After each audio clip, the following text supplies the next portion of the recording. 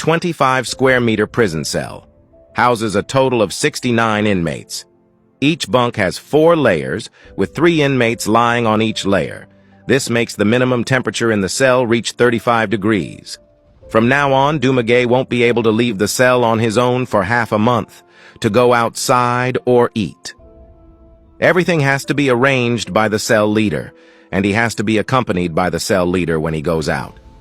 This means that new inmates can only stay in their beds. In the cell, Dumaguet's bunk is in the top corner of the cell, which is the hottest and smelliest place in the entire prison. The only thing that can make people happy is there is a mosaic television and a hot air fan in the cell during detention. Besides sleeping and eating, there is a roll call every morning and evening to ensure that no inmates escape. But the prison guards don't have to do this counting activity. They only need to be responsible for counting and tallying the number of inmates. After that, the prisoners will be taken back to their cells by the cell leader. And then the prison doors will be locked one by the guards in the next 12 hours. Prisoners have neither food nor water, let alone sleep. Even breathing becomes a problem. Dumaguet even stayed awake all night because of the heat. South Cotabato Jail, Philippines, has a square layout overall. 2 largest cells house about 1,500 inmates. Some punished inmates are locked in isolation cells. In addition, elderly and female inmates are also kept separately.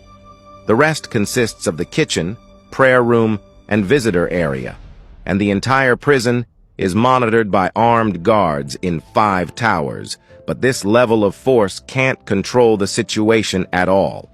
It relies on a prisoner named Glecerio de Pedro. He is the leader of the entire prison and sets the rules, and he calls himself the president in prison before he was imprisoned. He was a businessman, but due to a property dispute, he killed his nephew in anger, so he was sent to this prison. However, with his supernatural powers, he has recruited a large number of inmates as his henchmen. Anyone who doesn't follow the rules will be brutally beaten, and after being injured, they don't receive any medical treatment, and they will die soon, wanting to drink clean water or breathe fresh air. All of this needs to be obtained with money, and the prison guards don't bother to intervene in these actions. Over time, Glecerio de Pedro became the de facto ruler of the prison. He not only lives in a luxurious cell by himself, but also keeps pets in his room. As for daily necessities, mobile phones and televisions are all readily available.